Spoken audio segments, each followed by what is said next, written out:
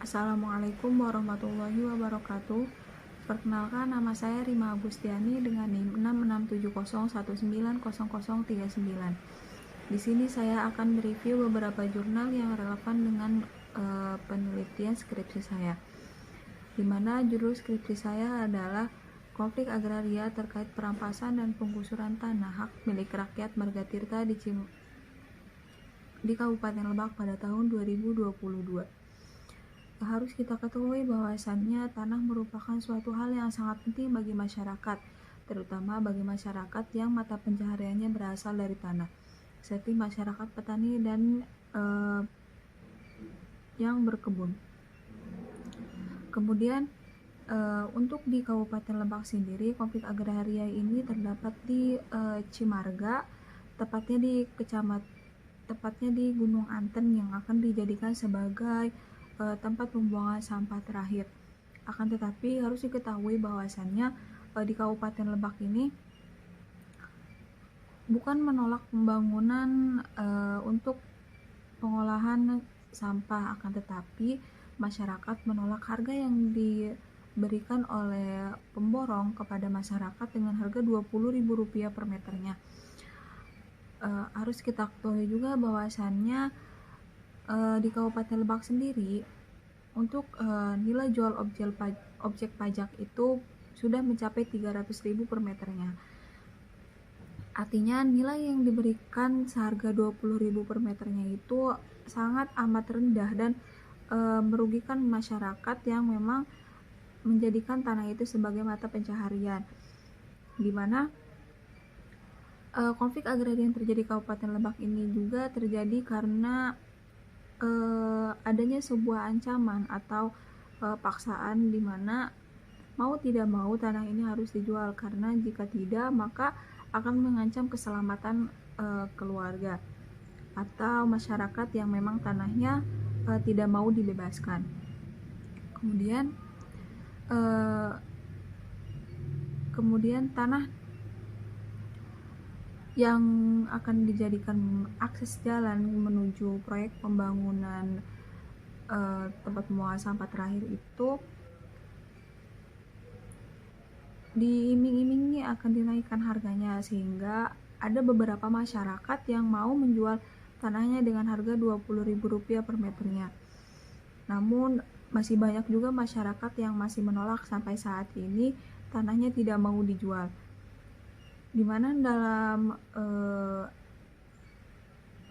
dalam mengawal konflik agraria di Kabupaten Lebak ini terdapat sebuah aliansi, yaitu Aliansi Rakyat Marga Tirta, di mana dalamnya itu terdapat mahasiswa dan masyarakat yang akhirnya menolak pembangunan karena memberikan harga yang sangat murah. Maka di sini terdapat beberapa jurnal yang sangat relevan dengan judul penelitian skripsi saya, yaitu untuk yang pertama yaitu jurnal yang pertama dari konflik agraria yang tak pernah reda yang ditulis oleh Mukmin Zaki, yang dimana dalam penelitiannya itu menghasilkan bahwa semakin banyak peraturan yang dikeluarkan berkenaan dengan agraria justru akan semakin menambah persoalan baru, yang mana perubahan pola dan karakteristik konflik berkembang seiring dengan berkembangnya kehidupan masyarakat. Pola pikir dan pandangan yang berubah terhadap agraria, terutama tanah, mengharuskan pula mencari pola penyelesaian konflik tersebut. Selanjutnya, rantai penjelasan konflik-konflik agraria yang kronis, sistematik, dan meluas di Indonesia yang ditulis oleh Nur Fauzi Rohman. Di mana artikel ini itu menawarkan sebuah kerangka penjelas untuk memahami sebab akibat kondisi yang melestarikan dan akar-akar masalah dari konflik agraria struktural.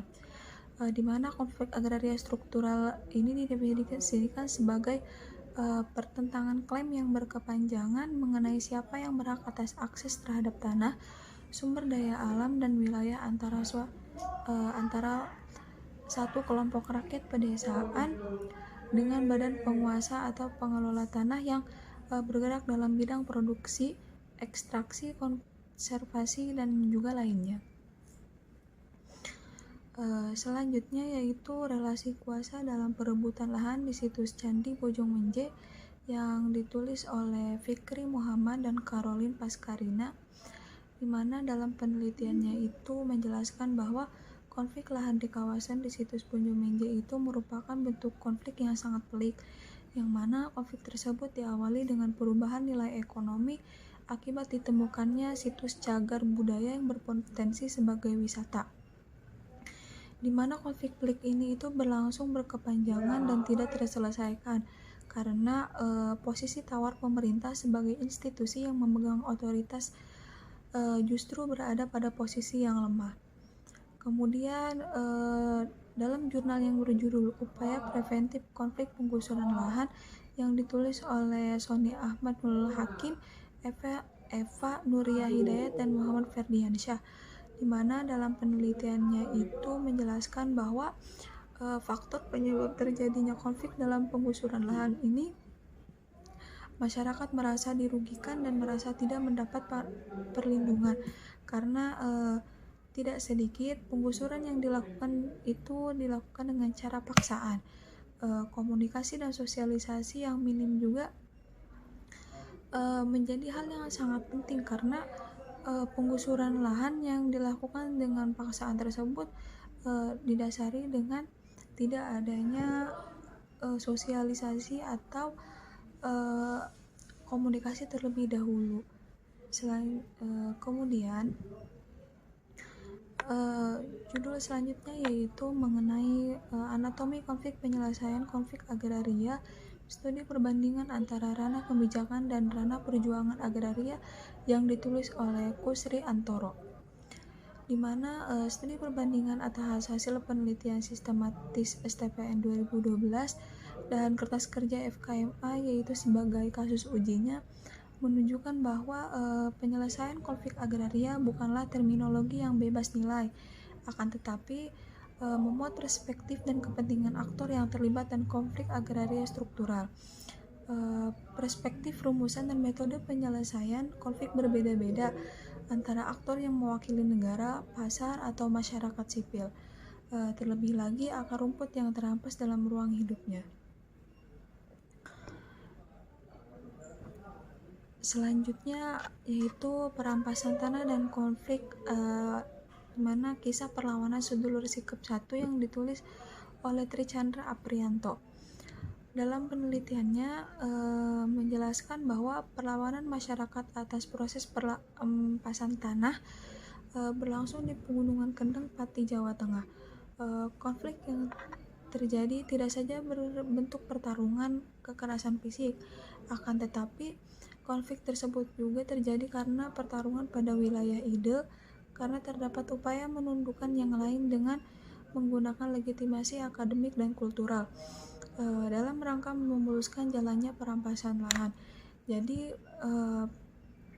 penelitian tersebut bukan hanya konflik karena kekerasan fisik saja, akan tetapi ada konflik-konflik yang lainnya. Selanjutnya yaitu penggusuran sebagai implikasi kebijakan ruang terbuka hijau dalam perspektif HAM, studi kasus penggusuran taman bersih, manusiawi, dan berwibawa, yang ditulis oleh Siti Manggar F. Dalam penelitiannya, penggusuran di Taman BMW atau bersih, manusiawi, dan berwibawa ini yang terjadi pada tanggal 24-25 Agustus juga terjadi pada tanggal 8 Oktober 2008 yang dilakukan oleh pemerintah Kota Jakarta Utara merupakan sebuah tindakan yang tidak memandang penegakan hak asasi manusia. Dengan penggusuran tersebut, kurang lebih sejumlah 1.100 kepala keluarga yang memenuhi Taman BMW dan 347 kakak yang menghuni Papangko Ujung menjadi korbannya, dimana dari sekian banyaknya korban, mereka tidak mendapatkan hak atas perumahan, hak atas kesehatan, keamanan, pekerjaan, pendidikan, dan kehidupan yang layak. Itu tidak mereka dapatkan karena atas penggusuran tanah tadi. Selanjutnya yaitu pengadaan tanah bagi pembangunan bendungan bener di Desa Wadas, Kabupaten Purworejo pada tahapan 1 dengan studi kasus hambatan dalam pengadaan tanah di Desa Wadas yang ditulis oleh Muhammad Zaki Adriansa, Nur Adim, dan Ana Silviana. Dalam penelitian tersebut menjelaskan bahwasannya mekanisme pengadaan tanah bendungan bener tahap 1 di Desa Wadas, Kabupaten Purworejo itu telah dilaksanakan secara benar, yaitu sesuai dengan Undang-Undang Nomor 2 Tahun 2012 dan akibat hukum warga Desa Wadas tidak melakukan gugatan atas SK penetapan lokasi oleh gubernur. Maka lokasi pengadaan tanah tetap dilaksanakan di Desa Wadas meski mereka melakukan penolakan. Jadi di sisi lain, masyarakat Desa Wadas melakukan penolakan tidak berpengaruh sama sekali karena lokasi pengadaan mereka itu tetap dilaksanakan. Selanjutnya yaitu pengadaan tanah untuk kepentingan umum, perbandingan antara Malaysia dan Indonesia yang ditulis oleh Mukmin Zaki, di mana Mukmin Zaki ini menjelaskan bahwasanya terdapat pergeseran makna kepentingan umum di kedua negara tersebut, baik itu Indonesia maupun Malaysia, sehingga mengakibatkan adanya perbedaan persepsi dalam masyarakat berkenaan dengan pengadaan tanah yang dimaksud. Meskipun demikian, pengadaan tanah untuk kepentingan umum tersebut telah dituangkan dalam peraturan perundang-undangan yang telah diatur di kedua negara tersebut, baik di Indonesia maupun Malaysia. Selanjutnya yaitu konflik agraria di Indonesia yang ditulis oleh Ahmad Zubair, yang mana konflik agraria di Indonesia ini banyak sekali permasalahannya, yang memang setiap konflik agraria yang terjadi di Indonesia tidak sampai selesai, tidak sampai pada tahapan akar penyelesaian, karena konflik-konflik yang terjadi di Indonesia terjadi bisa saja tertimbun atau konfliknya itu redam begitu saja karena beberapa hal, dimana konflik itu sebenarnya terdiri banyak dari kepentingan dan tidak adanya kebijakan pemerintah yang mengaturnya, karena implikasinya konflik agraria menjadi konflik yang laten atau konflik yang langgeng, dimana konflik ini menyebabkan banyak kerusakan bagi negara dan juga masyarakat yang tentunya banyak sekali merasakan kerugian akibat kepentingan-kepentingan negara. Selanjutnya yaitu pengadaan tanah untuk kepentingan selanjutnya yaitu resolusi konflik agraria di kawasan Register 45 Sungai Buaya, Studi Desa Talang Batu, Kecamatan Mesuji Timur, Kabupaten Mesuji, yang ditulis oleh Devita Silviani Bambang Utoyo, Simun Sumanjoyo Hutagalung. Dalam penelitiannya menjelaskan bahwasannya faktor yang menyebabkan konflik agraria itu dimulai dari klaim yang dilakukan oleh warga Desa Talang Batu di atas tanah seluas 7.000 hektar yang semula termasuk dalam IUPHHK HTI PT SIL. Konflik tersebut belum sampai saat ini konflik tersebut belum sampai terselesaikan karena kesepakatan antara kedua belah pihak.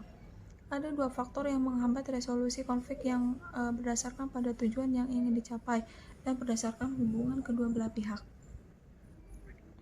Selanjutnya yaitu konflik pertanahan antara masyarakat adat, kepala adat, dan negara dalam perluasan tanah Bandar Udara Sentani Kabupaten Jayapura, Mandowen. Dalam penelitiannya menjelaskan bahwa konflik pertanahan akibat perluasan landasan pacu Bandar Udara Sentani terjadi dalam dua gelombang, yaitu di mana dari masing-masing gelombangnya itu memiliki akar konflik dan aktor konflik yang berbeda. Kemudian dalam gerakan politik agraria oleh petani di Indonesia, studi pada Serikat Petani Indonesia Randa Putra Kasea Sinaga yang ditulis oleh Fajar Utama Ritonga II dan Andri Ansari. Dalam penelitiannya menjelaskan bahwa permasalahan agraria itu membutuhkan gerakan politik yang masif secara multidimensi serta berorientasi pada kepentingan rakyat dalam prinsip keadilan. Kemudian selanjutnya itu gerakan sosial warga Parangkusumo pada kasus penggusuran lahan Geomaritim Park yang ditulis oleh Ahmad Izzuddin dan Suyanto. Dalam penelitiannya menjelaskan bahwa kasus gerakan perlawanan warga yang terkena dampak penggusuran mengalami kekalahan di ruang publik, di mana kekalahan tersebut teridentifikasi karena kekuatan legalitas hukum atau sertifikat tanah yang dimiliki warga tidak kuat, bahkan sebagai menolak aksi demonstrasi yang diinisiasi oleh Aliansi Rakyat Menolak Penggusuran atau ARMP. Jadi dalam menolak penggusuran tersebut terdapat sebuah aliansi, yaitu Aliansi Rakyat Menolak Penggusuran ARMP sebagai aliansi yang memang menolak penggusuran atas tanah yang terjadi. Selanjutnya yaitu kebijakan pemerintah dalam menyelesaikan konflik agraria antara perusahaan perkebunan dengan masyarakat yang ditulis oleh Firman Fredandi Busroh, di mana dalam penelitiannya menjelaskan bahwa realitas kebijakan pemerintah dalam menyelesaikan konflik agraria antara perusahaan perkebunan dengan masyarakat itu dengan melalui jalur mediasi. Jadi pemerintah mengeluarkan kebijakan untuk menyelesaikan konflik tersebut, yaitu dengan jalur mediasi agar konflik tersebut bisa terselesaikan. Selanjutnya yaitu kekerasan dalam konflik agraria dengan kegagalan negara dalam menciptakan keadilan di bidang pertanahan yang ditulis oleh Puji Astuti, di mana dalam penelitiannya menjelaskan bahwa dengan adanya upaya yang sungguh-sungguh untuk menata kembali struktur penguasaan tanah, pemerintah selayaknya konsisten melaksanakan kebijakan land reform dan menciptakan undang-undang yang dapat menjamin keadilan atas aset dan akses pertanahan. Jadi jangan hanya mengeluarkan undang-undang atas konflik agraria saja, akan tetapi konflik agraria ini harus benar-benar dikawal dan diselesaikan masalahnya satu persatu agar konflik agraria ini tidak menjadi konflik yang langgeng. Selanjutnya yaitu kondisi ekonomi petani dalam konflik agraria, studi pada anggota Serikat Petani Indonesia yang ditulis oleh Randa Putra Kasea Sinaga, di mana dalam penelitiannya itu menjelaskan bahwa situasi penguasaan lahan pada tanah konflik itu menjadi faktor determinan bagi kondisi ekonomi petani. Selanjutnya konflik agraria antara pemerintah dengan masyarakat Dusun Bondu, Desa Arabika, Kabupaten Sinjai, yang ditulis oleh Nur Muhammad dan Irwan Syah Idham, di mana hasil penelitian ini yaitu peneliti menghasilkan bahwa konflik agraria yang terjadi antara pemerintah dengan masyarakat di Dusun Bondu itu dilatar belakangi oleh beberapa faktor, yang mana salah satunya yaitu faktor kepemilikan tanah, ekonomi, hukum, sosialisasi, pendidikan, dan tindakan koersif. Kemudian faktor kebijakan juga sangat mempengaruhi di dalamnya. Adapun upaya yang dilakukan oleh pemerintah untuk menyelesaikan konflik agraria yaitu konsiliasi, mediasi, dan arbitrasi. Selanjutnya konflik masyarakat dengan pemerintah, studi kasus tentang sengketa tanah adat yang ditulis oleh Ratnah Rohman, di mana hasil penelitian ini ialah terjadinya sengketa tanah karena adanya keinginan untuk menguasai sumber daya tanah yang tujuannya untuk kepentingan proyek pembangunan pemerintah maupun proyek-proyek perusahaan swasta dalam rangka mengejar pertumbuhan ekonomi. Akhirnya konflik agraria dengan sengketa tanah adat merupakan sumber daya yang selalu mengorbankan rakyat secara terus-menerus. Adapun bentuk perlawanan masyarakat yaitu melakukan aksi-aksi yang bertahap untuk memperjuangkan kepentingan dan komoditasnya. Jadi masyarakat tidak hanya tinggal diam, tetapi masyarakat juga melakukan aksi-aksi yang memang bertujuan untuk memperjuangkan hak-haknya dan juga memperjuangkan lahan mereka. Jadi konflik agraria ini banyak sekali merugikan masyarakat yang memang lahannya tergusur, terampas, bahkan ada yang secara paksa.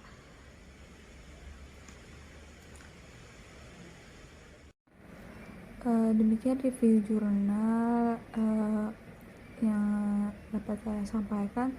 Semoga harapan saya semoga konflik-konflik agraria yang ada di Indonesia ini segera selesai permasalahannya. Semoga pemerintah juga bisa mengatasinya agar masyarakat yang dirugikan tidak bertambah semakin banyak. Kurang lebihnya mohon maaf. Assalamualaikum warahmatullahi wabarakatuh.